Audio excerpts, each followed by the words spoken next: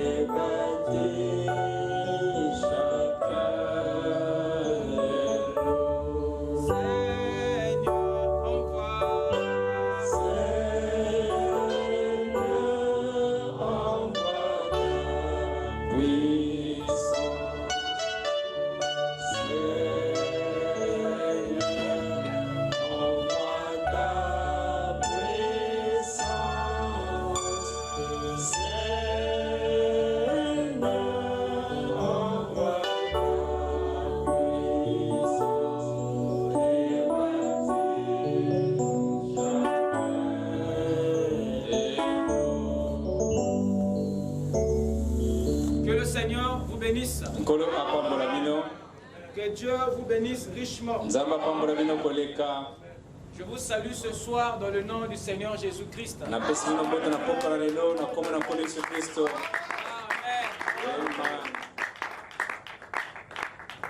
Nous lui sommes reconnaissants pour la grâce qu'il nous a accordée de venir dans sa présence. Amen. Amen. La présence du Seigneur,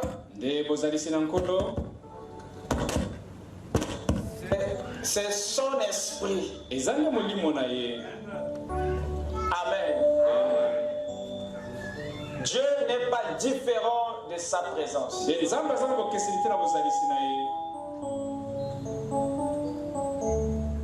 Et là où l'esprit de Dieu se trouve, c'est là où le ciel repose. Et Dieu se déplace toujours avec son royaume. Il se déplace toujours avec les cieux. Amen. Et un jour, il s'est déplacé. Il a quitté les lieux élevés pour se retrouver dans les lieux les plus bas.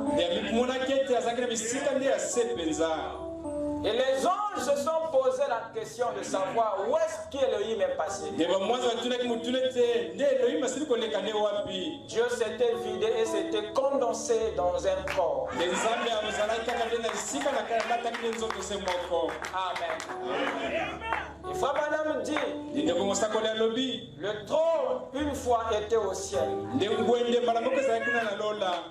il s'est retrouvé sur la terre dans le lieu très saint. Mais le tout dernier se trouve dans l'homme. Amen. C'est en vous que Dieu termine la course. C'est dans l'épouse où Dieu termine son parcours. Lorsque l'invisible devient visible. Lorsque la parole se fait chair en vous, Dieu a atteint son objectif. Il est mort pour que Dieu devienne un homme.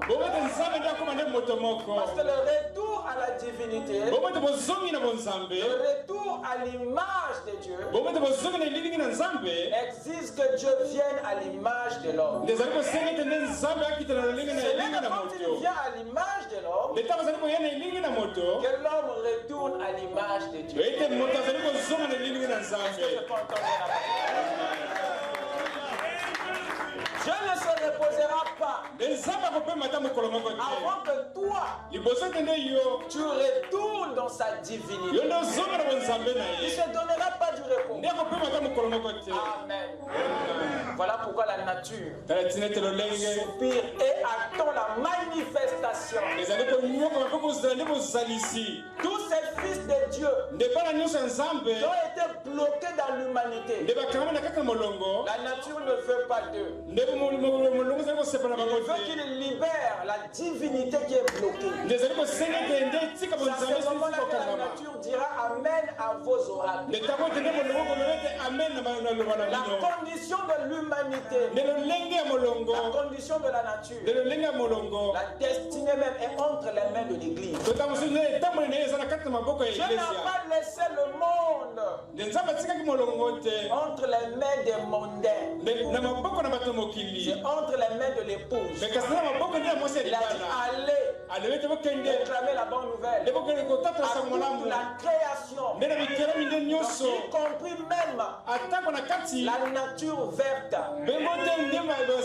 Dites Amen. Y compris les ressources. Là-dedans il y a les circonstances. Là-dedans il y a tout. Amen. La tempête t'attend que tu parles. Le figuier t'attend que tu parles. Ce que tu vas prononcer fait partie de l'évangile du royaume. Amen. Si on peut se lever pour lire les Saintes Écritures. Nous allons lire dans Matthieu 16, le verset 19. Ensuite, nous irons dans le livre d'Ésaïe, le verset 22. Pardon, le livre d'Ésaïe 22, à partir du verset 15 à 23. Commençons dans Matthieu 16, 19.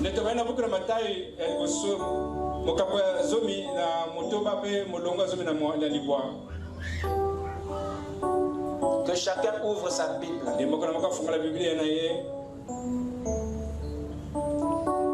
te donnerai les clés du royaume des cieux. Ce que tu lieras sur la terre sera lié dans les cieux. Et ce que tu délieras sur la terre sera délié dans les cieux. Amen. Prions le Seigneur. Seigneur notre Dieu, nous te sommes reconnaissants pour ces clés que tu nous as remis. Oh Dieu, nous pouvons comprendre le plus grand désir de ton cœur. C'était que ton épouse parvienne à contrôler toutes les portes à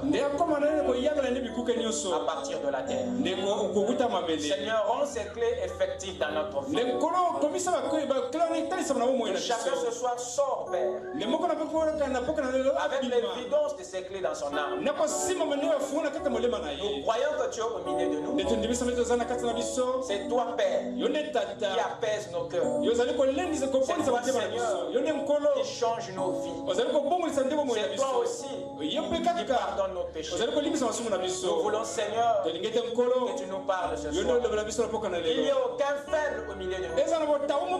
Seigneur, que les malades soient guéris. Que les affligés soient consolés. Que les rétrogrades reviennent à la vie. Et que les perdus soient sauvés. Viens prendre ta parole et la déposer dans nos âmes. De façon qu'elle grandisse jusqu'à devenir l'arbre de vie. Bénis cette réunion. Sois l'alpha et l'oméga. Viens transformer, Seigneur, toute vie dans l'état latent. Pour le reste, sois glorifié dans le nom de Jésus-Christ. Amen. Je vous prie de vous asseoir pendant que nous ouvrons dans Ésaïe 22. ya mokapatu kumbana mibale. Ésaïe 22, à partir du verset 15.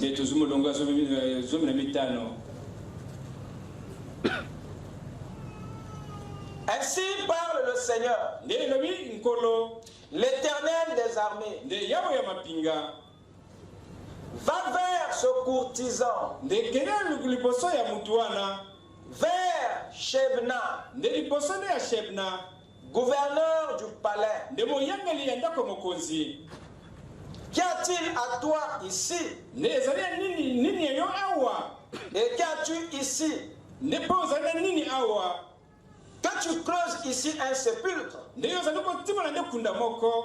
Il se creuse un sépulcre sur la hauteur. Il se taille une demeure dans le roc. Voici l'Éternel te lancera d'un jet vigoureux. Il t'enveloppera comme une pelote. Il te fera rouler comme une balle sur une terre spacieuse. Là tu mourras. Là seront tes chars magnifiques. Là seront tes chars magnifiques. Oh, toi, l'opprobre de la maison de ton maître. Je te chasserai de ton poste. L'Éternel t'arrachera de ta place. En ce jour-là, j'appellerai mon serviteur Eliakim, fils de Ilkija. Je le revêtirai de ta tunique. Je le ceindrai de ta ceinture. Et je remettrai ton pouvoir entre ses mains. Il sera un père pour les habitants de Jérusalem et pour la maison de Juda. Je mettrai sur son épaule la clé de la maison de David. Quand il ouvrira, nul ne fermera. Quand il fermera, nul n'ouvrira. Je l'enfoncerai comme un clou dans un lieu sûr. Et il sera un siège de gloire pour la maison de son père. Que le Seigneur ajoute ses bénédictions à la lecture de sa parole. Amen. Que Dieu bénisse sa parole dans nos âmes. Amen. Amen. Ce soir, par la grâce du Seigneur, nous allons parler sur la clé de la maison de David. La clé de la maison de David. Nous sommes toujours sur les mystères de sa volonté. Précisément sur les clés du royaume des cieux. Les clés du royaume des cieux. Les clés du royaume des cieux font partie des mystères qui nous ont été donnés de comprendre par le Seigneur Jésus-Christ. Ce sont les clés qui nous ont été données d'utiliser, de comprendre. Les clés dont Jésus a parlé ici dans le livre de Matthieu, elles font partie des mystères du royaume des cieux. Le Seigneur Jésus-Christ a parlé du royaume des cieux. Et il nous a aussi parlé des mystères du royaume des cieux. Le royaume des cieux, le royaume des cieux est un mystère. Et dans ces grands mystères, qui est le royaume des cieux, il y a aussi d'autres mystère. Donc, il y a le royaume des cieux lui-même. Et il y a le mystère du royaume des cieux. Et tout ce dont la Bible parle, la résurrection, la prédestination, le baptême du Saint-Esprit, toutes ces choses que vous connaissez, les sceaux, la divinité, le baptême, tous ces mystères sont les mystères du royaume des cieux. C'est ce qui se passe. Ce sont les instructions que connaissent ceux qui entrent dans le royaume. Quelqu'un peut dire amen. Et les clés dont Jésus a parlé ici font partie des mystères du royaume des cieux. Ça, ce sont les révélations. Ce sont les secrets. Ce sont les informations. Ce sont des révélations, des secrets. Voyez-vous que Dieu révèle à tous ceux qui intègrent le royaume. Parce que le royaume vous restaure vos privilèges. Tu ne peux pas être impuissant quand tu es un citoyen du royaume. Pendant que le monde vous a dépouillé, mais le royaume vous a investi. Quelqu'un peut dire amen. Alors ces clés du royaume des cieux, elles sont des mystères qui nous aident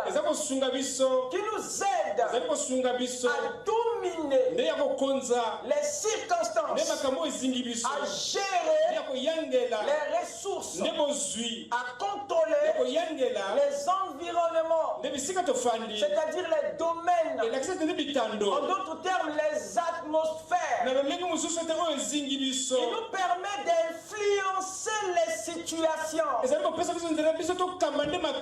de contrôler les ressources, de dominer les atmosphères,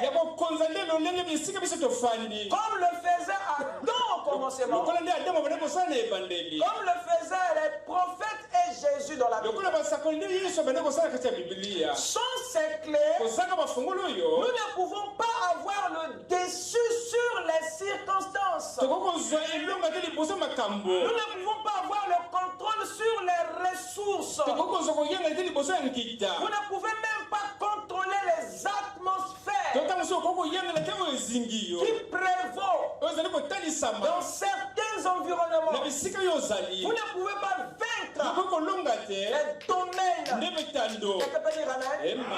Le monde est un environnement. Le monde est une atmosphère. Et vous ne pouvez pas le vaincre si vous n'avez pas ces clés.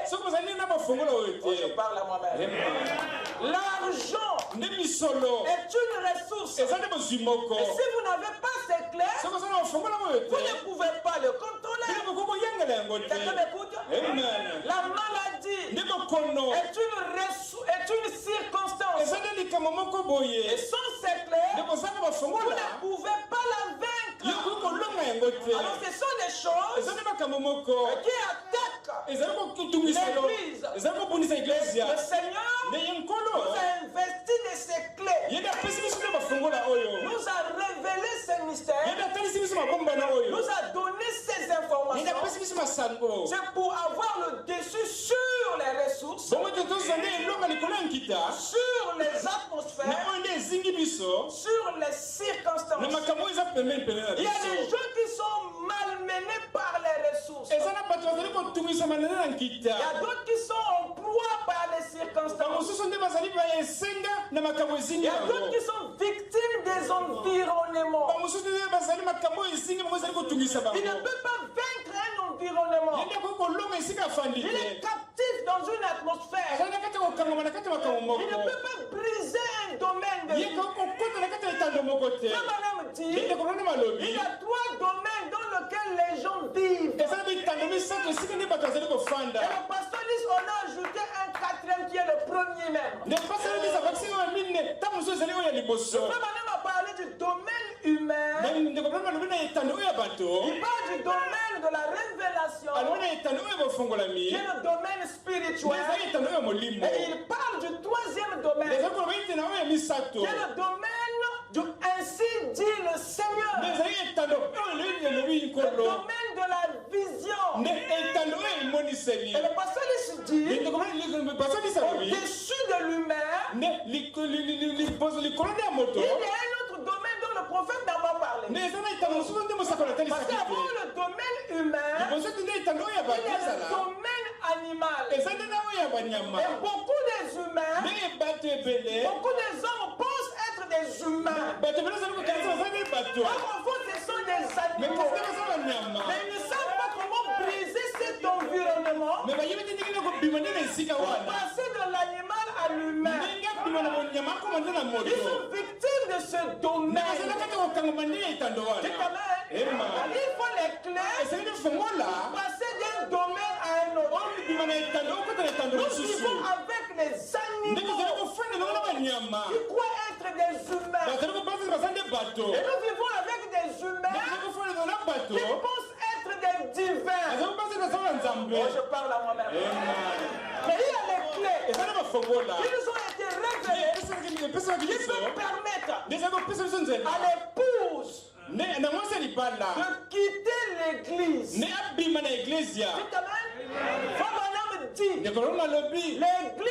L'église vient du monde.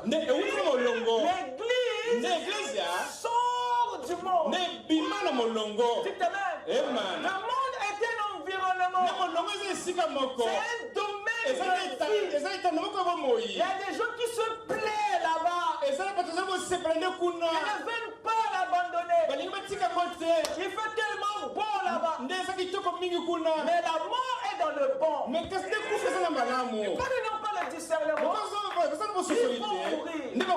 Mais les clés nous permettent d'avoir le dessus et d'abandonner un domaine. Voilà pourquoi Paul a dit, ne vous conformez pas du siècle présent. Ne soyez pas satisfaits du domaine humain. Il faut passer. Amen.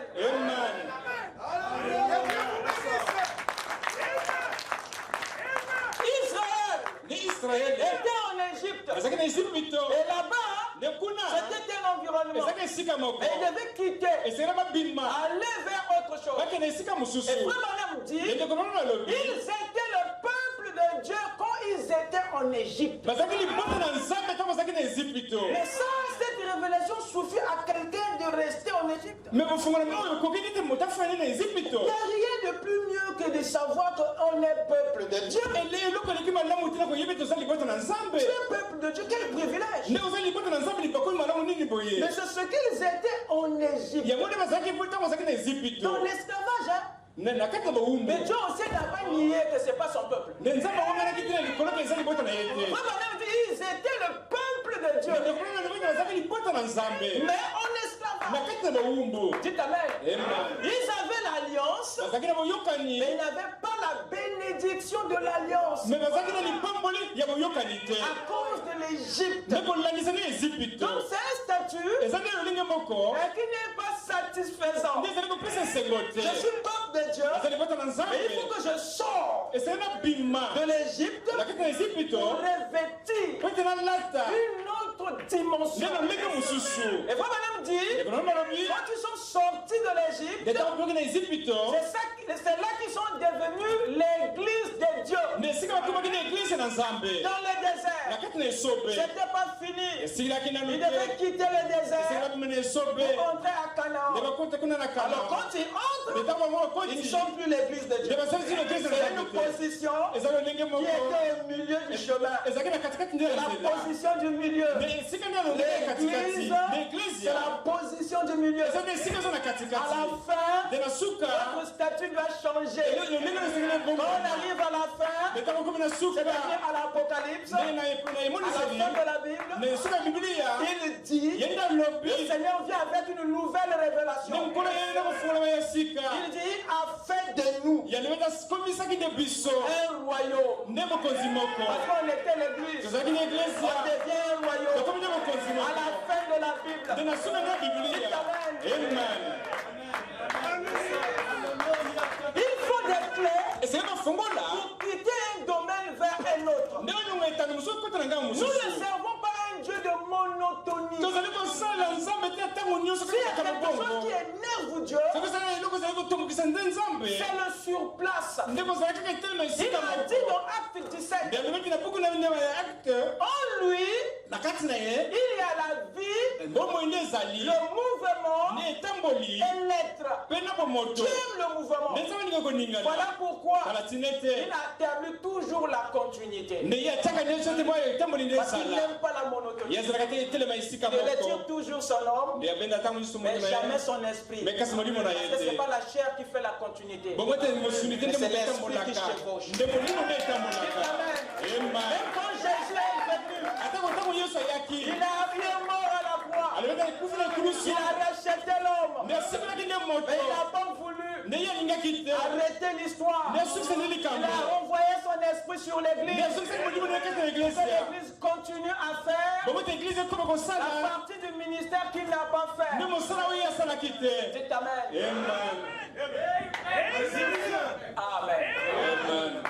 Amen. Il y a des domaines que nous devons abandonner pour aller vers d'autres domaines. Il y a des gens qui sont victimes des environnements. Il y a d'autres qui sont victimes des ressources. D'autres qui sont victimes des circonstances. Parlons par exemple des ressources. Et la Bible dit, après que Dieu ait créé l'homme, il lui dit qu'il domine sur le poisson de la mer. Le poisson est une ressource. Dites amen. Et la mer, c'est un environnement. Le seul moyen pour l'homme de contrôler la ressource, qui est le poisson, c'est de contrôler d'abord son environnement de vie. Parce que la plus grande loi qui gère un poisson, c'est l'eau. Celui qui contrôle son environnement peut jouer avec la vie du poisson. Je parle à moi-même. La maîtrise de l'environnement me donne le contrôle sur la ressource. Vous voulez contrôler les ressources, vous n'avez pas la maîtrise de l'environnement. Amen. C'est très important. Il doit dominer sur le poisson qui vit où? Dans les eaux. Vous pouvez m'aider s'il vous plaît? Oui, merci. Allô, vous m'écoutez? Il doit dominer sur le poisson qui vit où? Dans les eaux. Il doit dominer sur les animaux, des champs. Et les champs, c'est l'environnement, des animaux. Toute leur vie, ils tirent des champs. C'est là où se trouve. Voyez-vous leur vie, leur nourriture, ainsi de suite. Et lorsque vous contrôlez les champs, vous avez la main sur les animaux. Parce que c'est leur environnement. Il montre par là que l'homme était conçu pour avoir le dessus sur les ressources, sur les environnements et même sur les circonstances. La Bible dit il y avait encore la sécheresse.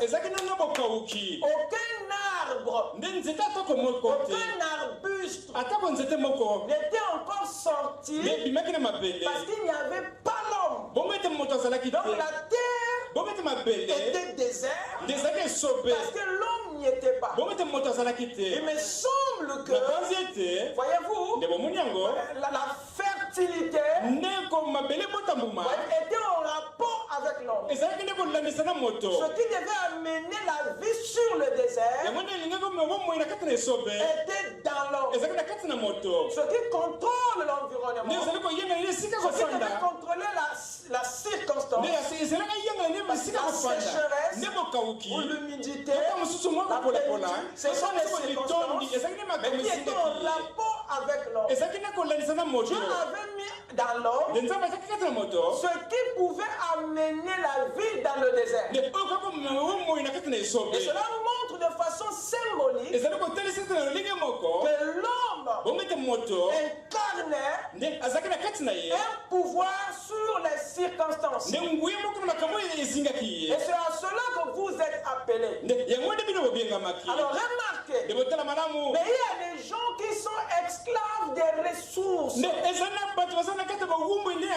sont esclaves des environnements. Il y a des gens ici qui sont contrôlés par les plantes. D'autres sont contrôlés par des feuilles.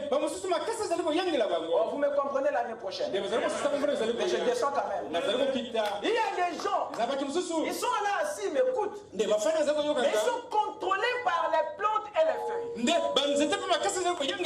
Le tabac est une feuille sèche. Le tabac est une feuille sèche. Mais il y a des gens qui sont contrôlés par une feuille sèche. Elle n'a pas de vie. Elle est sec. Mais elle contrôle un baraquet. Vous allez voir un bel homme avec des muscles, un titan qui peut prendre une ville en otage, mais toute sa vie entière est contrôlée par une feuille sèche. Le chanvre, la cigarette, mais c'est la feuille, mon frère. Si tu ne fumes pas, tu es comme si tu es malade. Contrôlé par une ressource. Il y a un problème. Il faut les clés. Parce que ta grande commission était celui de dominer. Et lorsque c'est la feuille qui te domine, il y a un problème. Voilà pourquoi Dieu a envoyé William Branham pour nous donner les clés afin d'exercer une influence sur les ressources, les environnements, les circonstances, toute la terre, pour les venir sous ton contrôle. Je peux entendre un amen. Je croyais que c'est à toi que je parlais.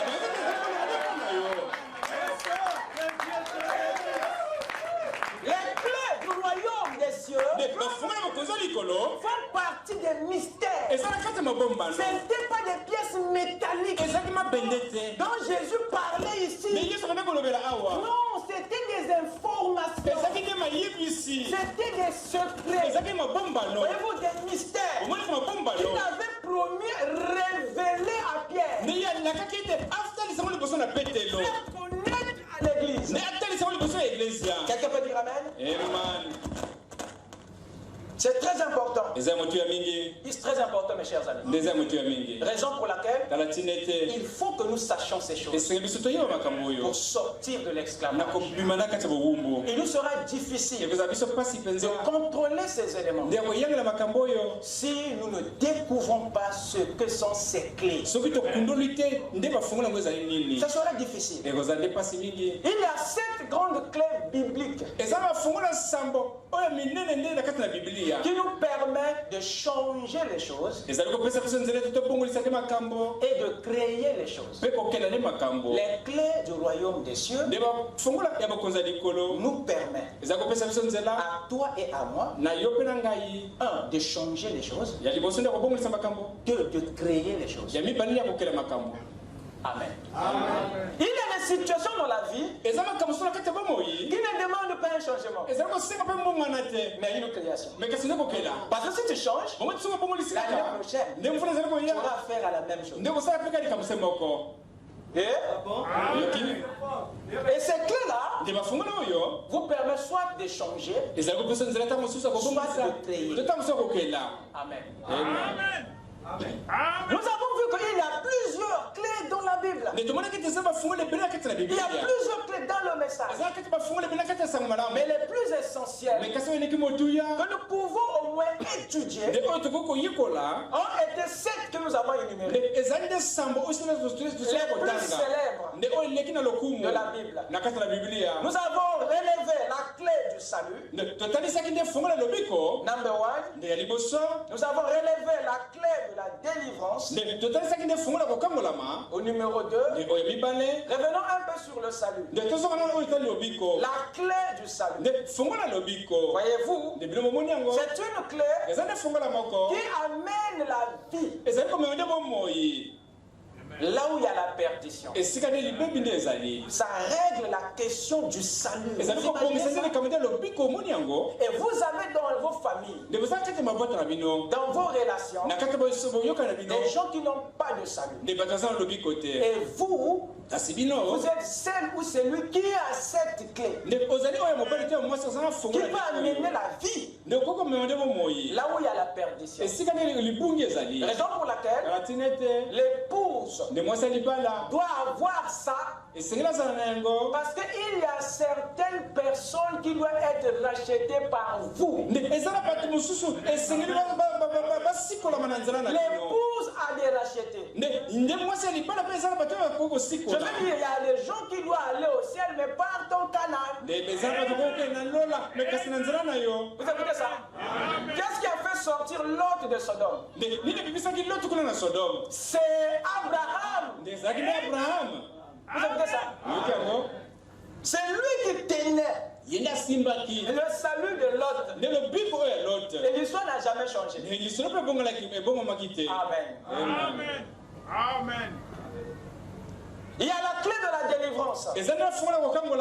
Voyez-vous, elle amène la liberté là où il y a l'esclavage. Et quand tu connais telle ou telle personne est en esclavage, dans la servitude, pris au piège, dans la cigarette, dans les ntweke, dans toutes ces histoires, dans la prostitution, dans les femmes, l'histoire et tout, toutes ces formes d'esclavage exigent une délivrance. Et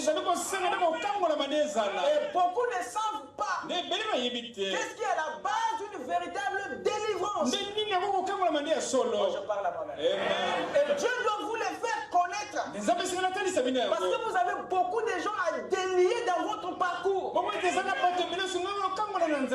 a des Lazare. Voyez-vous qu'il faut délier. Il y a beaucoup de choses. Il y a des parents qui sont liés dans les traditions, dans les histoires. Et cette vérité vous donne une autorité. Je parle à quelqu'un. Il y a la clé de la science. Elle amène le savoir là où il y a l'ignorance. Parce que l'une des choses qui tue le peuple de Dieu, ce n'est pas Satan, ce n'est pas le diable. Quelqu'un peut dire amen? La Bible dit que mon peuple meurt par manque de connaissance. Il n'est pas dit que mon peuple meurt parce que Satan les a tués. Non, c'est l'absence du savoir. Pas le diable. L'absence du savoir qui tue. Alors l'ignorance n'est pas le diable, mais l'outil de Satan. Donc c'est l'outil de Satan qui tue. C'est pas encore Satan lui-même. Le jour où tu vas tomber dans ses mains, ça sera comment? L'ignorance, c'est l'arme de l'ennemi. Dites amen. Et la clé de la science amène le savoir là où il y a l'ignorance. Amen. Nous avons parlé de la clé des portes des séjours des morts. La clé des portes des séjours des morts. Pas la clé des séjours. Non, la clé des portes. Vous écoutez ça? Amen. Très important. Très important. Cette clé ferme les envoûtements. Ferme les mauvaises influences de l'enfer. Elle ne ferme pas l'enfer. Elle ferme ses influences. Parce que l'enfer se manifeste sur la terre par des portes.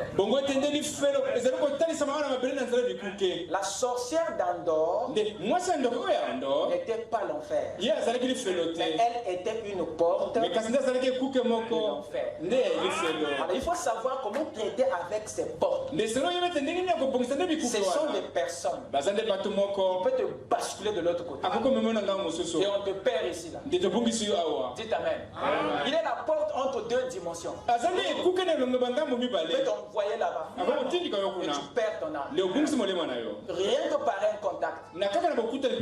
Ils connaissent comment vous mettre en contact avec le monde des esprits. Donc le séjour des morts a des portes. Vous écoutez ça?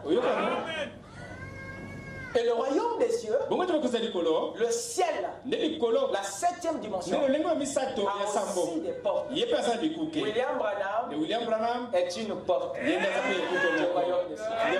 Les prophètes, ce sont des portes. Le pasteur Lys, c'est une porte.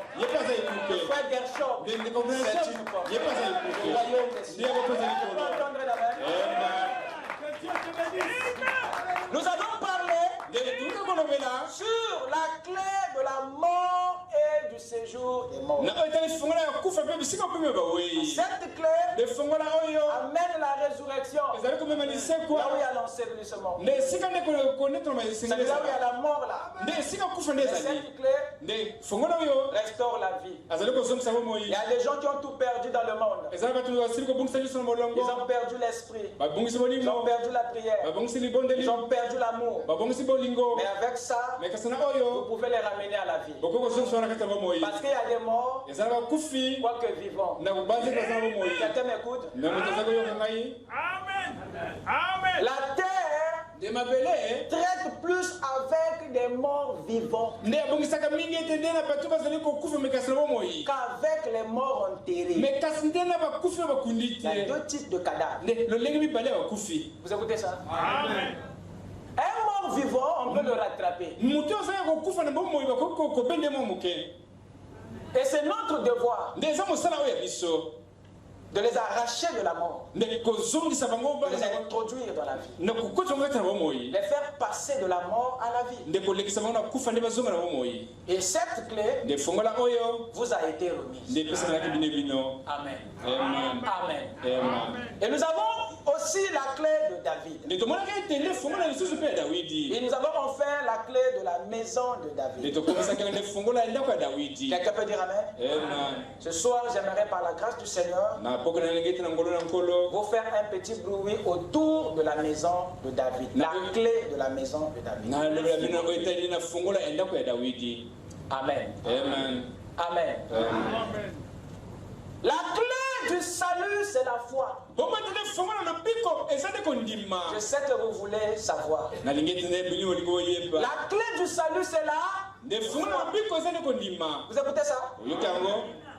La clé de la délivrance, c'est le jeûne et la prière. La clé de la science, c'est la crainte de Dieu et l'étude de la parole. Parce que cette science, c'est Amen, est ouvert à ceux qui craignent d'abord Dieu. Dieu protège son savoir contre ceux qui ne le craignent pas. Et Dieu ouvre cette science à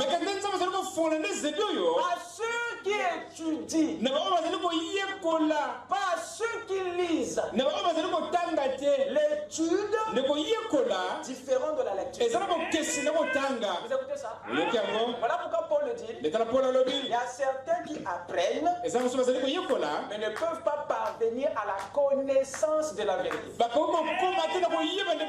Mais ils apprennent. Ils ne peuvent pas parvenir à la connaissance. Il y a un problème. Ils apprennent. Mais ils n'arrivent pas à parvenir à la connaissance. Il y a quelque chose qui les protège contre cette connaissance. Ils lisent, mais ils ne vont pas au-delà de la lecture. La découverte est dans l'étude. Vous écoutez ça? Il y a un autre mot pour étude, c'est les recherches. Parce que ne trouve que celui qui cherche. Amen. Nous avons parlé de tout ça. Nous avons étudié ça. La clé des portes de séjour des morts, c'est la révélation. La révélation. Et la révélation est plus qu'un simple savoir. Écoute-moi bien. La révélation est au-dessus du savoir. Bien que la révélation elle-même est un savoir. Mais c'est le savoir du savoir. Vous écoutez ça? Nous avons parlé ensuite de la clé de la mort et du séjour des morts. C'est le Saint-Esprit. En un mot. Et la clé de David, c'est Dieu. Amen.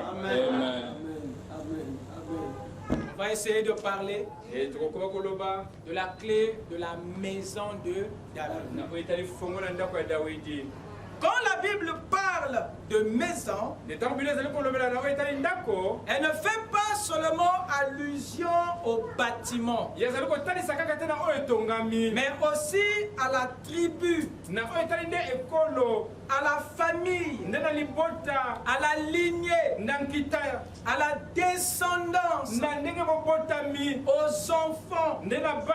C'est la famille que la Bible appelle par maison. La maison de David n'était donc pas un bâtiment, mais une famille, une lignée issue des reins de David. David avait une maison. David avait une famille de 17 fils. Sans compter les filles. 6 fils. 6 fils lui étaient nés à Hébron. 6 fils étaient nés à Hébron. Et 11 fils lui étaient nés à Jérusalem. Ce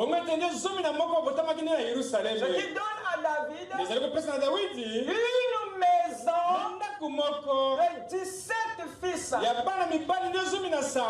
me suit? À Hébron, il était né 6, parmi lesquels il y a Amon, il y avait Kiliab, il y avait Absalom le 3e, il y avait Adonijah le 4e, Il y avait Shephatia le 5e. Il y avait Jithrim le 6e. Vous trouverez ces 6 enfants de David dans 2 Samuel 3 versets 2 à 5. Ça fait les 6 enfants qui lui étaient nés à Hébron. Donc les premiers sémences de David. Et à Jérusalem, nous en avions 11. C'est avec moi? Il y avait Shama. Voyez-vous? Il y avait Shobab. Il y avait Nathan. Il y avait Salomon. Il y avait Jiba. Il y avait Elishua. Il y avait Nepheg. Il y avait Jophia. Il y avait Elishama. Il y avait Eliada. Et enfin Eliphelet. Voilà ce que la Bible appelle par maison de David. Pas un bâtiment, mais un groupe d'individus issus d'un seul homme. Alors si la maison de David n'était pas un bâtiment, ça veut dire que sa clé ne peut pas aussi être une pièce métallique. Oh, je parle à mon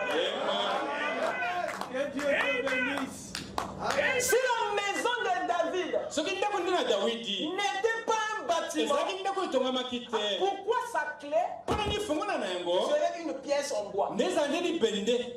Amen. Si la maison est un groupe d'individus, est une famille, alors cette clé doit avoir une forme qui est très loin de ce que nous pensons. Il en est de même pour l'église. Le mot église n'a jamais été en rapport avec un bâtiment. Frère Branham dit que le mot église signifie les appeler à sortir. Ce sont les individus. L'église n'est pas un bâtiment. Dès lors que vous le liez à un bâtiment, vous êtes déchu. Vous donnez un sens à quelque chose, vous donnez un autre sens. Et ça, c'est un problème. Je suis en train d'expliquer la maison de David. Parce que nous l'avons mal compris. Nous avons vu un bâtiment et non une famille. Vous écoutez ça? Dans le nouveau sacerdoce, il faut maintenant recevoir le vrai sens des choses. Est-ce que je parle à quelqu'un? Il a été dit à Moïse, monte ici et je te montrerai le tabernacle de Dieu. Moïse, quand il est monté, il a vu un temple. Et Dieu lui a dit de le reproduire sur la terre. Suivez-moi très bien. Moïse a vu un temple qui devait reproduire sur la terre. Ce que Moïse a fait sur la terre n'était qu'une copie de ce qui était au ciel. Dans le tabernacle de Moïse, jusqu'à là, ce n'était pas l'original. Alors si Dieu vous montre l'original, vous risquerez de demander à Moïse, ça vient d'où? Vous écoutez ça? Parce que quand vous repartez, vous allez découvrir, mais le vrai sens de la chose n'est pas ça. Voilà pourquoi le temple de Moïse a porté le nom de Moïse. On appelle ça le tabernacle de Moïse. Et Dieu ne s'est pas fâché contre cette appellation. Amen. Donc le tabernacle céleste. Et le temple de Salomon était une copie du tabernacle de Moïse. Mais regardez, quand Salomon a construit le temple, étant une copie du tabernacle, mais quand tu regardes le temple, tu as de quoi demander à Salomon. Mais ne vois-tu pas que c'est différent? Vous écoutez ça? Amen. Amen. Et après le temple de Salomon, il y a un autre temple. Qui est quoi? L'église. Parce que Paul dit, vous êtes le temple de Dieu. Vous écoutez ça? Bon, nous arrivons maintenant à la forme véritable. Donc le temple en bâtiment et le tabernacle des tissus n'était que des copies. Parce qu'à la fin, on repart à la véritable forme. Vous écoutez ça? Amen. Donc le temple qui a été construit dans le désert a pris la forme du temple qui a été fait en briques, en pierre. Mais lorsqu'on avance, ce même temple devient l'église.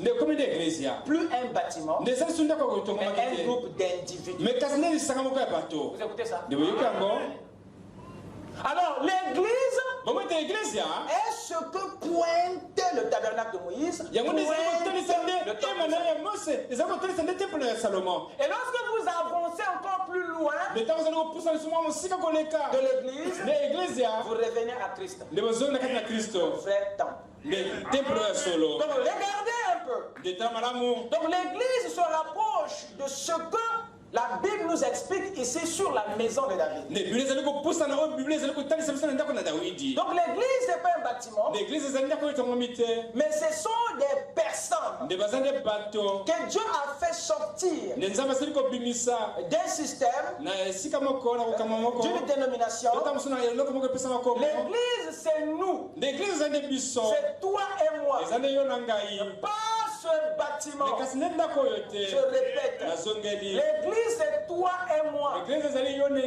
Pas ce bâtiment. Ce bâtiment n'est qu'un lieu où l'église se réunit. Mais le lieu n'est pas l'église. L'église c'est vous qui se réunit dans un bâtiment. Le bâtiment n'est pas plus sacré que vous. Vous écoutez ça? C'est vous qui êtes l'église. Qui êtes le temple. Vous êtes plus sacré. C'est vous qui donnez un sens au bâtiment. Et vous pouvez exister sans le bâtiment. Dieu ne manquera pas un lieu d'adoration aussi longtemps qu'il a l'homme. Oh, Jésus l'a supprimé. Vous n'adorez plus à Samarie, ni à Jérusalem, là où il y avait le temple de Salomon. Où est le sacré? Dans l'homme. Lorsqu'on consacre un temple, Madame dit, c'est les individus qu'on consacre en réalité. Le temple. La vraie dédicace, c'est tout. Et il faut comprendre le sens exact du mot église. L'église, c'est la maison de Dieu. L'église, c'est la maison de Dieu. C'est l'homme, pas le bâtiment. Amen.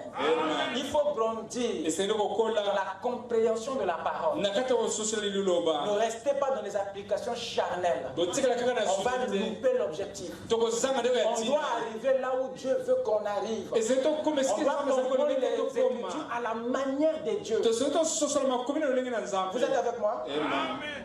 Paul dans les Écritures montre, il parle de l'édifice. Voyez-vous? Et il ne met pas ça en rapport avec avec le bâtiment physique. Quand Paul parle de l'édifice, quand Paul parle du bâtiment, il le met en rapport avec les individus. Il dit que vous êtes l'édifice de Dieu. Voyez-vous, vous êtes le temple. Amen. Vous pouvez lire ça dans 1 Corinthiens 3, versets 9 à 12. Le verset 16 à 17.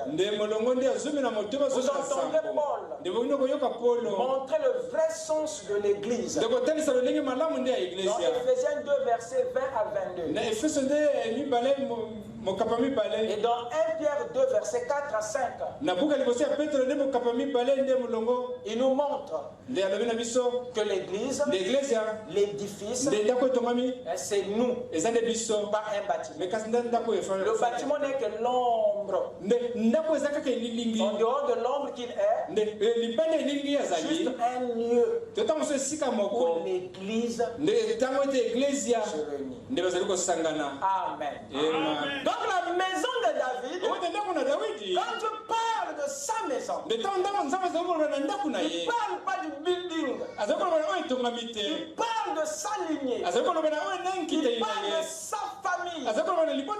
Il parle de ses enfants. Il parle de ceux-ci. Toutefois qu'il parle. Alors si vous partez vers le bâtiment, vous passez à côté du message. Alors qu'est-ce qui s'est passé? Il arriva un moment où Dieu fit une alliance avec David. Dieu lui donna dans cette alliance 5 promesses, un objectif. Je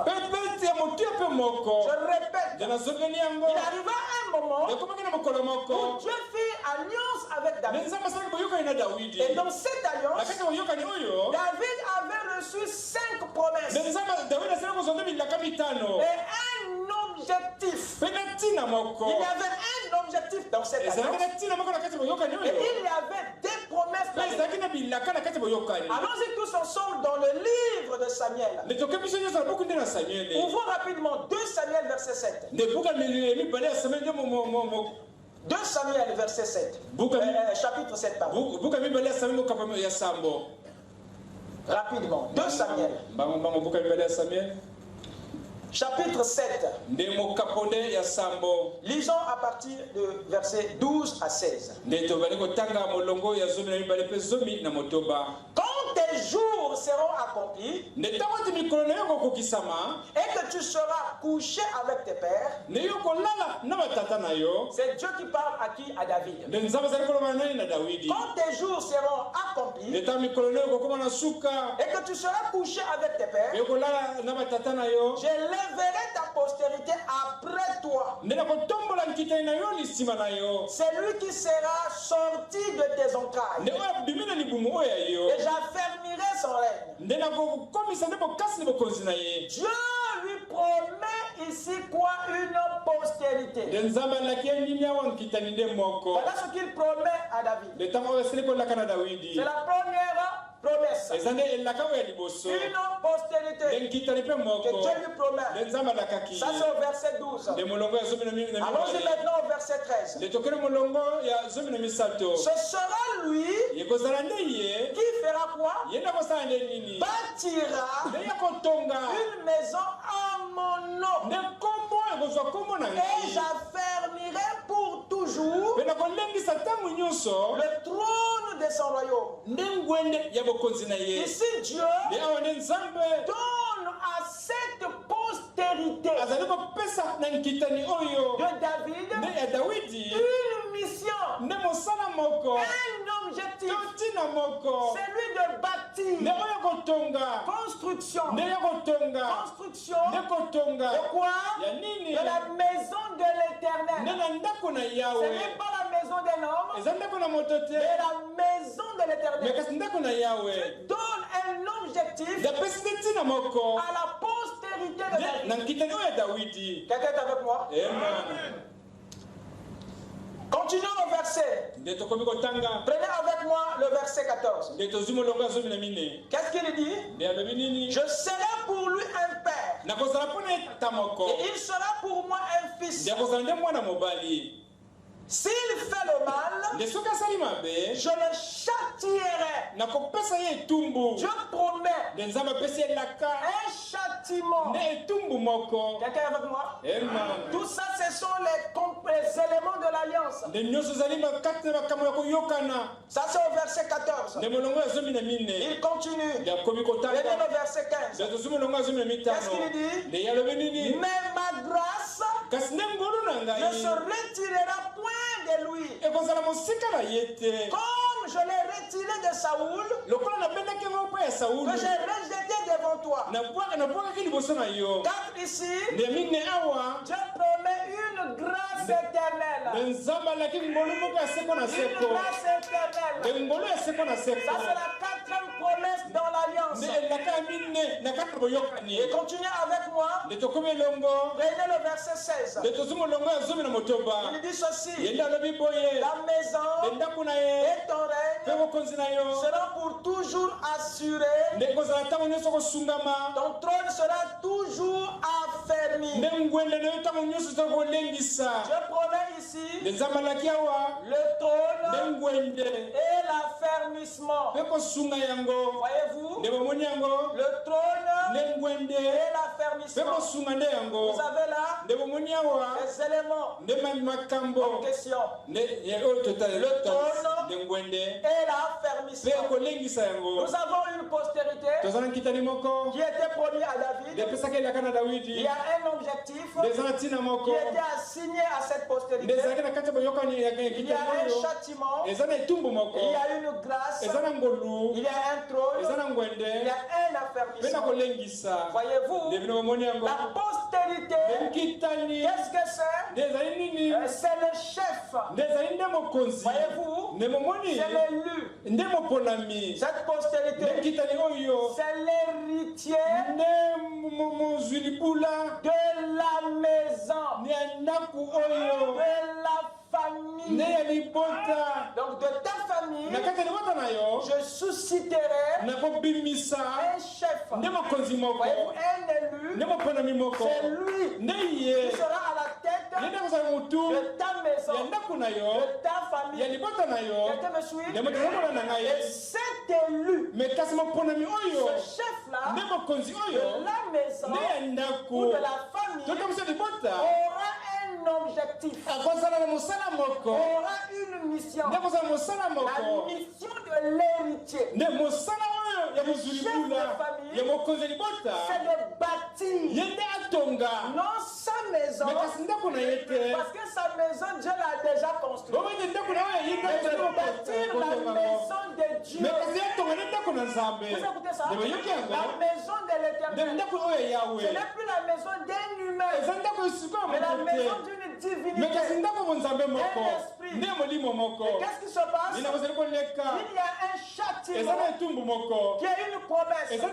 Or, le châtiment n'est pas le rejet. Ce n'est pas le rejet. Dieu châtie toujours ce qu'il a. Lorsque Dieu te châtie, ça ne veut pas dire qu'il t'a rejeté. Ce châtiment, c'est la correction. Lorsque tu sors, Dieu va te corriger pour t'ajuster, afin que tu t'éloignes pas de l'objectif. Parce que si tu ne bâtis pas, Dieu n'aura pas un endroit où se reposer. Et il veut se reposer dans les hommes. Et on peut dire amen. Il y a une grâce. Cette grâce, c'est l'existence permanente de la famille,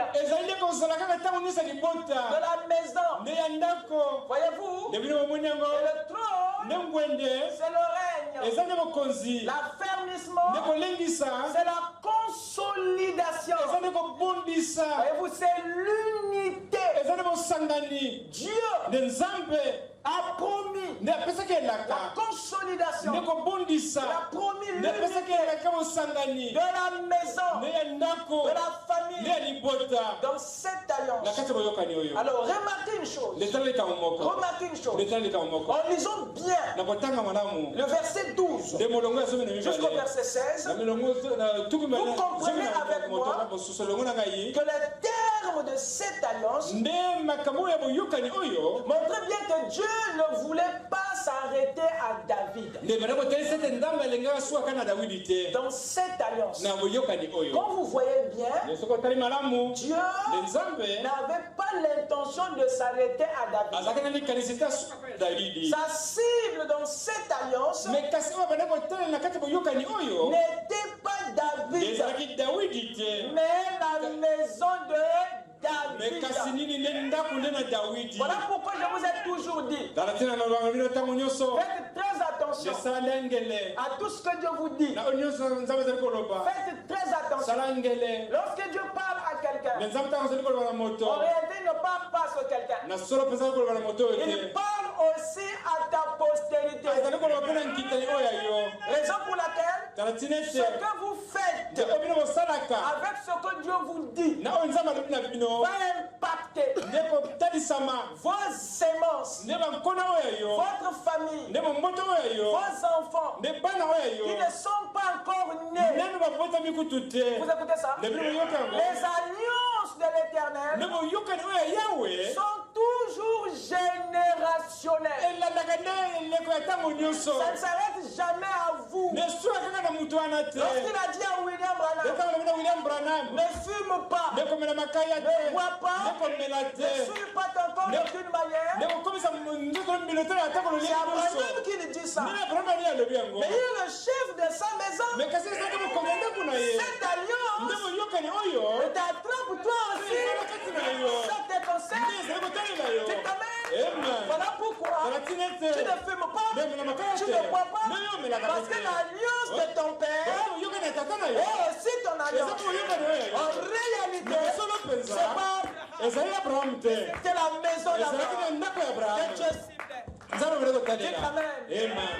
Faites très attention avec ce que Dieu vous dit.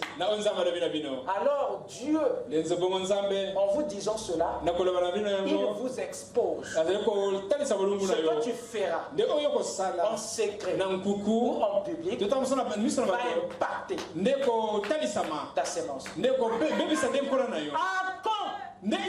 Quand il a volé les lingots d'or, sa femme n'était pas là, ses enfants n'étaient pas là, les gens n'étaient pas là, mais son acte, voyez-vous, a impacté sa famille. Ce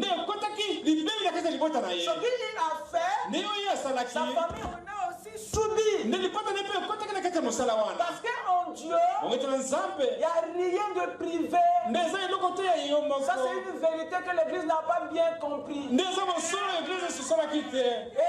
en Dieu, il n'y a pas de privé. En Dieu, il n'y a rien de personnel, mon cher ami. Ce que tu fais dans le secret nous affecte. Tu n'as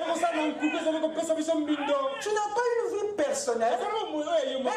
Tu n'as pas une vie secrète. Tout ce que tu fais nous atteint. Donc arrête de faire des histoires dans le secret parce que l'impact est public. À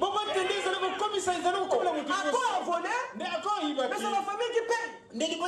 Où est le lien? À quoi on péché? Mais c'est toi qui payes. Où est le lien? Il était seul à agir. Mais ils sont nombreux à payer. Donc il n'y a pas une vie personnelle. Il n'y a pas une vie publique. Fais attention avec ce que tu fais en secret.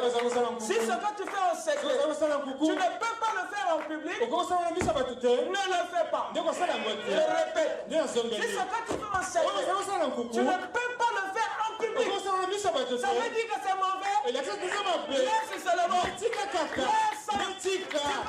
Tu vas nous faire du mal. Amen. Il n'y a rien de privé. C'est ma vie personnelle. C'est ma vie privée. Il faut qu'on rentre. Parce que ça nous affecte. Nous sommes les branches d'un même arbre. Vous avez ça? La sève qui part des racines, la même qui parcourt les branches, qui va jusque dans les feuilles. Alors fais attention à là où tu vas, à ce que tu dis, à ce que tu vois. Amen. La crainte de Dieu sera installée en nous lorsqu'on comprendra l'impact de l'alliance. Amen. Amen. Dieu ne voulait pas s'arrêter à David. Il fait alliance avec David. Mais sa cible, ce n'est pas lui. C'est sa maison, sa postérité, sa sémence, sa descendance. Amen. Amen. Dieu voulait faire avec sa maison ce qu'il avait fait avec David. C'est le but de l'alliance. L'alliance donne à Dieu le droit de bénir ta postérité sans ton consentement. Je répète, l'alliance donne à Dieu la permission, le droit de poursuivre ta lignée, de la bénir, de la châtier sans ton consentement. Dès que tu acceptes cette alliance, que tu sois présent ou absent, oh, Dieu a le droit maintenant de s'impliquer. Donc le seul moyen pour que Dieu puisse bénir la famille de David, de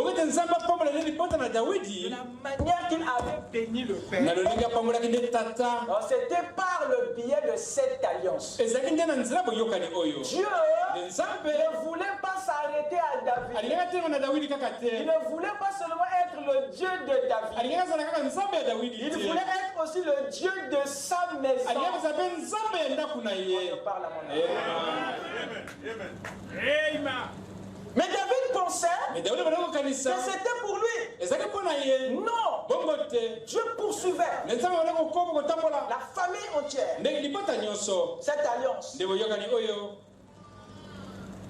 ne pouvait être efficace que si David parvient aussi à faire comprendre à sa maison tout ce qu'il savait de ce Dieu-là. Il y a un travail que David devait faire pour que toutes ses promesses soient effectives. David devait transmettre à sa maison le secret qu'il connaissait, la clé qu'il détenait. Il fallait que le secret de David devienne aussi celle de sa maison, pour que la maison puisse avoir les mêmes exploits, les mêmes bénédictions, le même soutien divin, les mêmes grâces que David. Il fallait que David révèle son secret à la maison. Alors Dieu continuera à opérer dans la famille comme il a opéré avec David. La Bible dit que David avait une clé.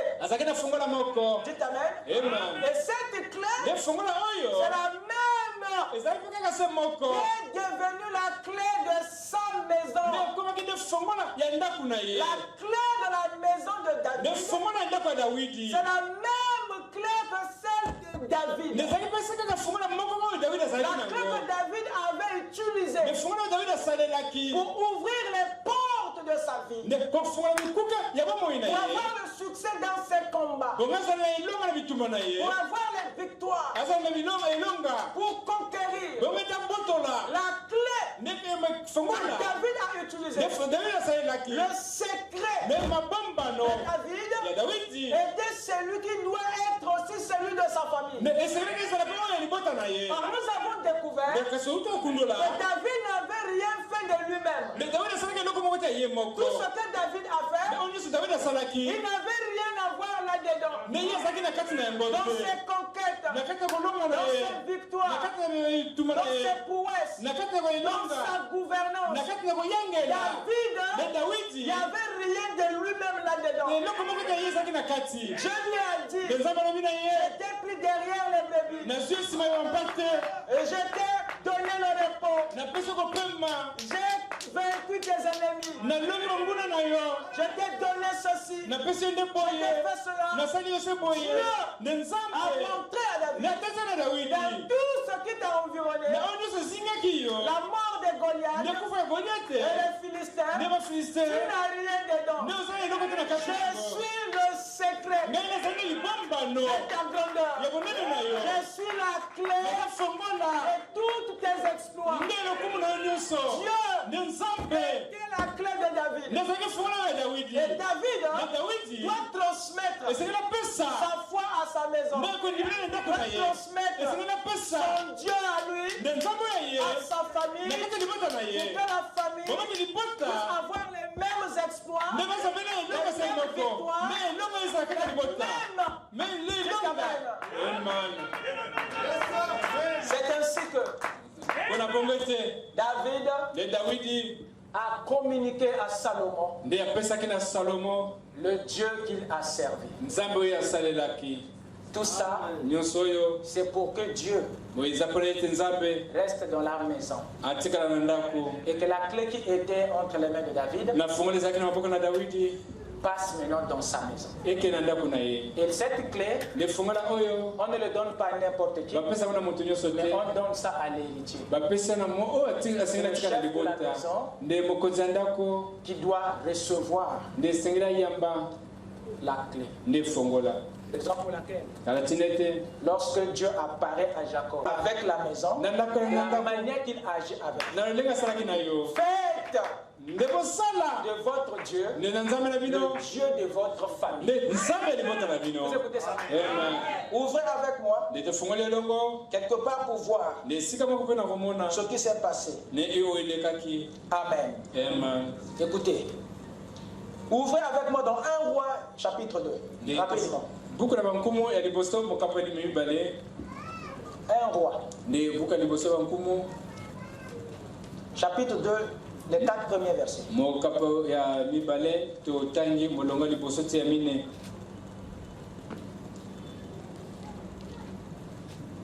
David approchait du moment de sa mort. Et il donna ses ordres à Salomon, son fils, en disant, suivez très bien. Je m'en vais par le chemin de toute la terre. Fortifie-toi et sois un homme. Observe quoi? Mes commandements à moi. Les commandements de qui? Vous voyez déjà qui David pointe à Salomon? C'est pas lui-même. David ne se présente pas. Il ne se donne pas à sa postérité. Mais David donne à sa postérité celui qui l'a fait lui. Il donne à Salomon le secret de sa vie. La clé de sa vie. Amen. Il dit, observe les commandements de l'Éternel. Ton Dieu. Vous écoutez ça? David est mort son Dieu. Parce que son Dieu était devenu celui de son fils. Il s'est dépouillé de tout son secret. Il a libéré à Salomon. Il est mort sans Dieu. Ça ne veut pas dire qu'il est mort sans Dieu. Non. Il est mort en révélant tout le secret de sa réussite. Et Salomon était à un moment très crucial de sa vie. Et c'est le moment le plus dangereux. Écoutez ça. Il dit observe les commandements de l'Éternel. Il interdit à Salomon de suivre les instructions des hommes. Il interdit à Salomon de suivre même ses instructions à lui. David n'avait pas un message. Vous écoutez ça? Amen. Alléluia. Il continue. Il dit en marchant dans ses voies. Non, arrêtez-vous un tout petit. Tous les pères, toutes les mères, naturellement parlant, voudraient que leurs enfants marchent d'après leur voie. Naturellement. Tu voudrais que tes enfants marchent en suivant tes voies. Oh, enfin, tu voudras que tes enfants te suivent. Mais ce n'était pas le cas pour David. Ce n'était pas le cas pour lui. Il dit à Salomon, fais attention, ne marche pas d'après mes voies. Marche d'après les voies de l'Éternel. Parce que dans les miens là, tu verras une erreur, tu verras ceci, mais dans ses voies, lui, Amen. Moi, David, c'est ces voies-là que j'ai suivies pour effacer mes erreurs. Vous écoutez ça? Yes, sir. Il dit marche dans ses voies et en gardant ses lois, ses ordonnances, ses jugements. Soulignez bien ces mots. Ses jugements. Vous écoutez ça? Le jugement en rapport avec le châtiment. On va arriver. Il dit ses jugements, voyez-vous, et ses préceptes, selon ce qui est écrit dans la loi de Moïse, qui est frère Branham, afin que tu réussisses dans tout ce que tu feras. Pas dans une partie.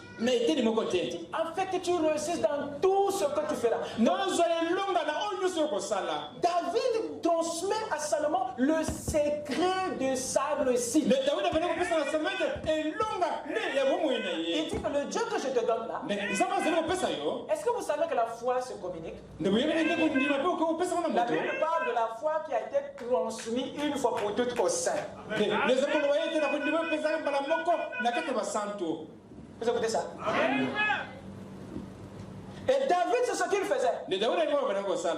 Il transmet la clé. Il transmet le secret de sa vie. Il dit afin que tu réussisses dans tout ce que tu feras et partout où tu te tourneras. Et afin que l'Éternel accomplisse cette parole qu'il a prononcée sur moi. Si tes fils prennent garde à leur voix, en marchant avec fidélité devant qui? Devant David, devant Dieu, de tout leur cœur, de toute leur âme, tu ne monteras jamais d'un successeur sur le trône d'Israël.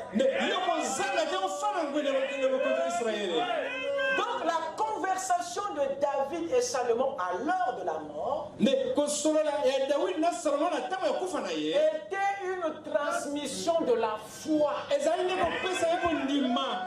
une communication de la divinité. David transmettait à Salomon le secret de sa vie, la clé de sa réussite. Et c'est là cela lui fit donner. Quelle était l'intention de David? En disant cela à Salomon, David transmettait cette clé, communiquait Dieu à sa postérité, à Salomon, pour que Salomon soit en mesure, à partir de Dieu, que Salomon soit en mesure d'atteindre l'objectif de l'alliance. Sans le Dieu de David, Salomon ne peut pas construire la maison pour l'Éternel. Vous écoutez ça? Sans le Dieu de son père, cet objectif ne sera pas atteint. Sans le Dieu de David, Salomon ne sera pas capable de châtier, de juger, parce que ce jugement doit se faire sur base de la parole, sur base des lois de l'Éternel.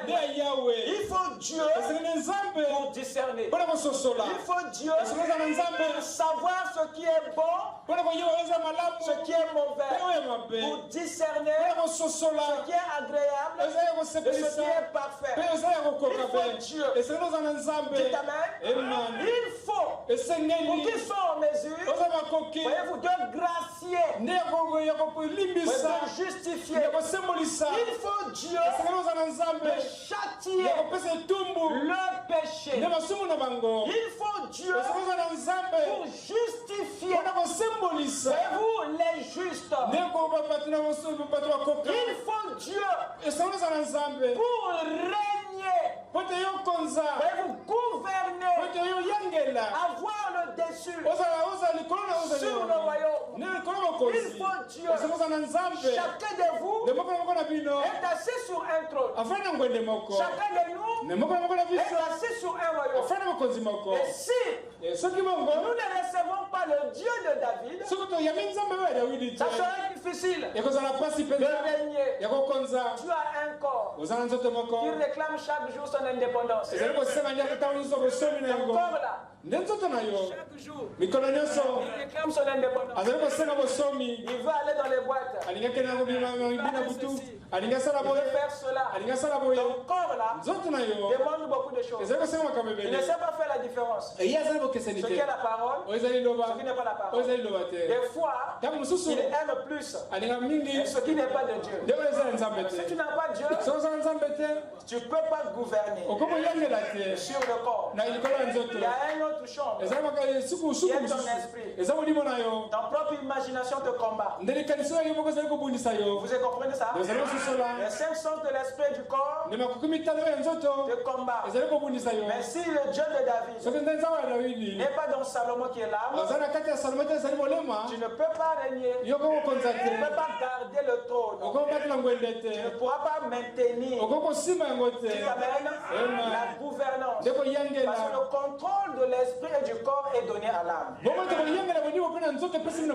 C'est lui qui est le fils de Dieu. Qui est le fils de David. Et si l'âme n'a pas la divinité, si l'âme ne reçoit pas la parole, si Dieu ne rentre pas dans l'âme, alors cette âme ne pourra pas régner.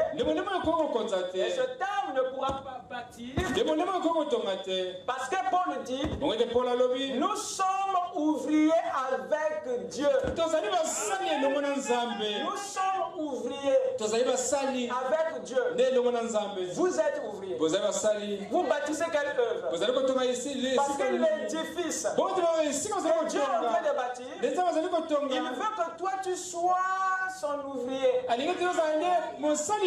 Dans ta propre stature, Dieu veut t'utiliser pour que tu puisses grandir dans les vertus. Il a besoin de ton accord. Il a besoin de ton alignement. Il a besoin de ton consentement pour te sanctifier, avancer. Il a besoin de ta contribution. C'est en cela que tu es ouvrier avec Dieu. Donc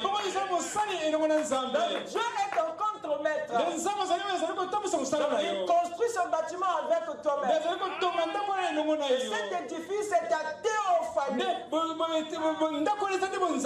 Alors remarquez, il faut que tu es Dieu, tu es la divinité, pour être en mesure d'exercer le jugement de Dieu. De discipliner tous ceux qui sortent de la ligne. Il y a des gens ici qui sont incapables de ramener le corps dans la ligne. Tout ce que tu tolères, tu ne peux pas le changer. Alors si tu n'es pas capable de châtier ton propre corps, alors tu ne peux plus rien changer. Paul dit, je traite durement mon corps. Parce que son âme avait Dieu et des outils pour maintenir le corps dans la droiture. Vous écoutez ça? Dieu a besoin de ses Salomon. Dieu a besoin de ses héritiers. Est-ce que vous comprenez ça? Amen. La grâce éternelle, voyez-vous, a été donnée à cela. Le règne et l'affermissement. Voyez-vous, l'édification, la croissance, la ferme, la solidification. Alors il lui a été donné à Salomon d'affermir, de consolider le royaume de son père. De maintenir le trône, voyez-vous, d'exercer la chose, voyez-vous, d'exercer le châtiment et de poursuivre la mission.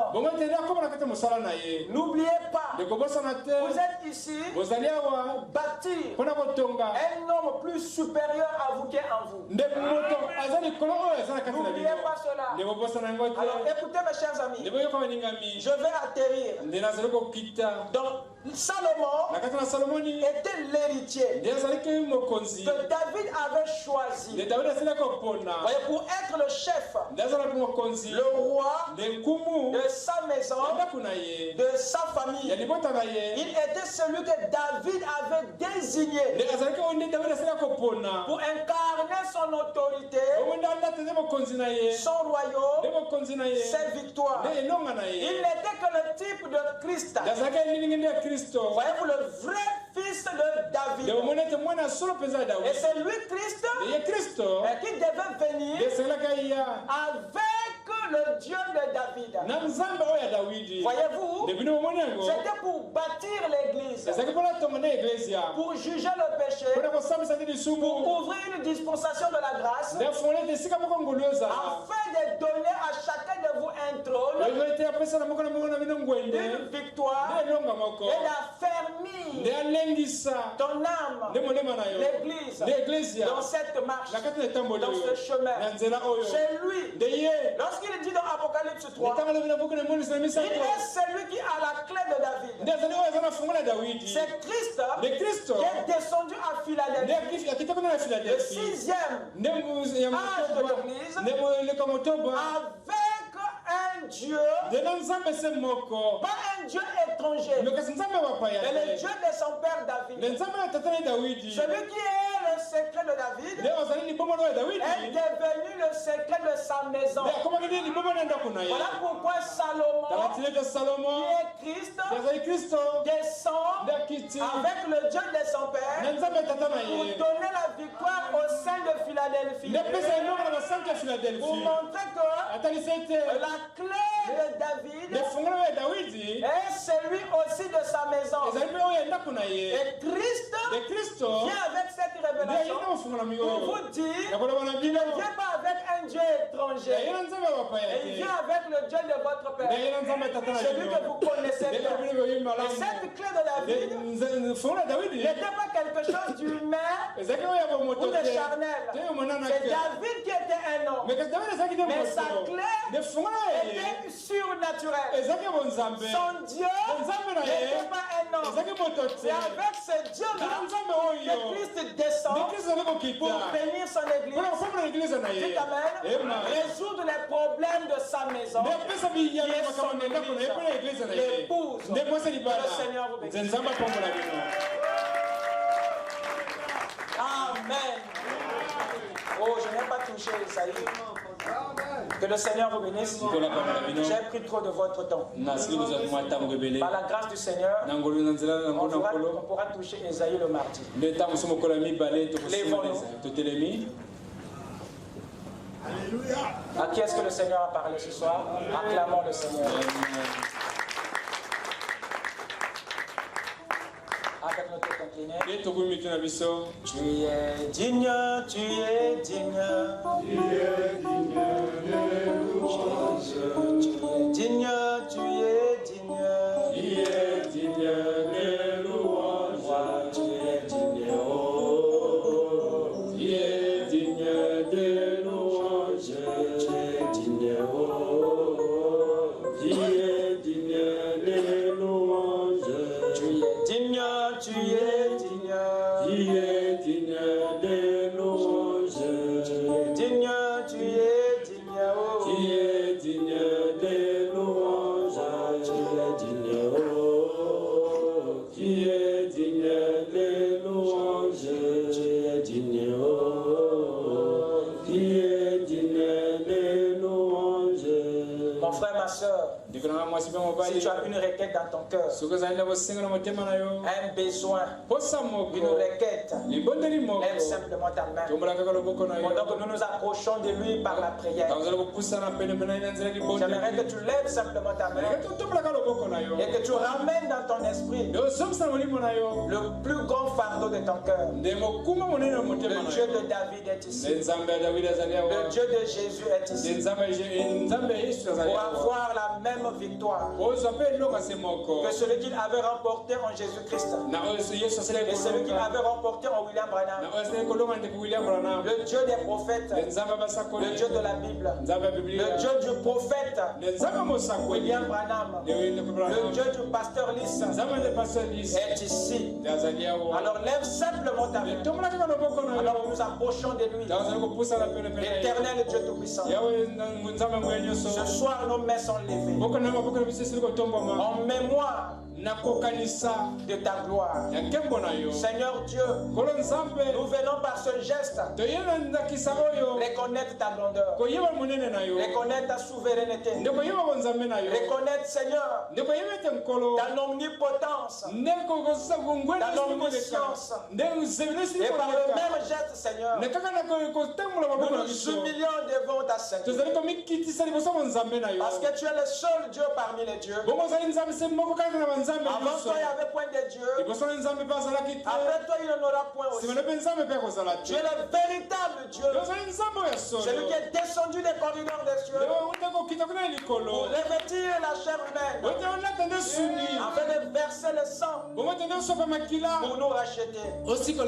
Seigneur Dieu, nous venons ce soir avec des préoccupations. Mais nous savons, Père, toi le Dieu de notre Père, toi qui es aussi notre Dieu, nous t'invitons, Seigneur, à jeter un regard compatissant sur chaque promesse de ton alliance, sur chaque requête enfouie dans les cœurs.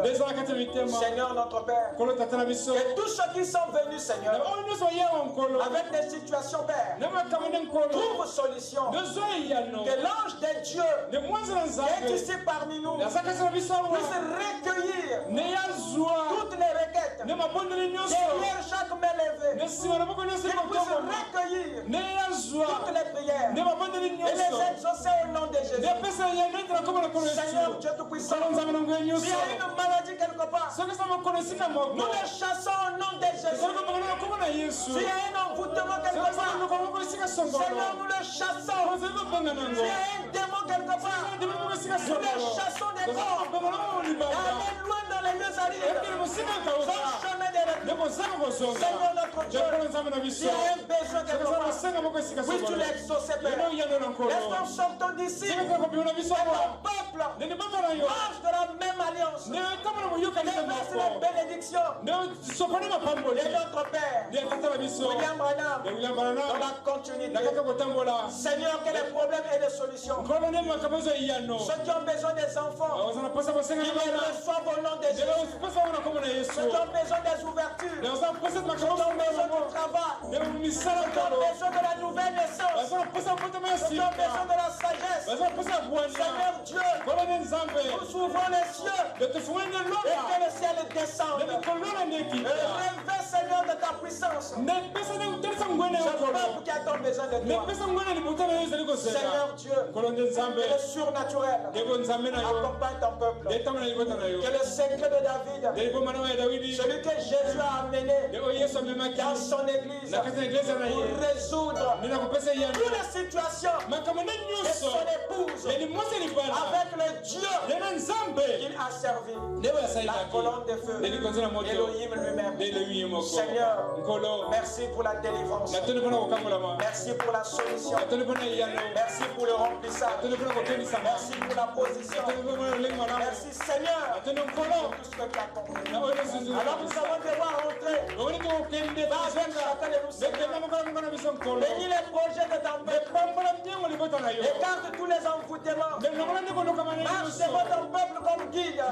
Derrière comme protecteur. Sois en eux comme source de vie. Et nous ne manquerons jamais de te dire merci pour ta présence dans notre vie. Pour ce que nous avons oublié, Seigneur, tu sondes les cœurs et les rêves. Exauce-nous au-delà de notre attente. Dans le nom puissant, le nom parfait, le nom qui est respecté dans toutes les dimensions, le nom qui est très en enfer, le nom de notre Dieu, le Seigneur Jésus-Christ. Nous t'avons ainsi prié. Amen.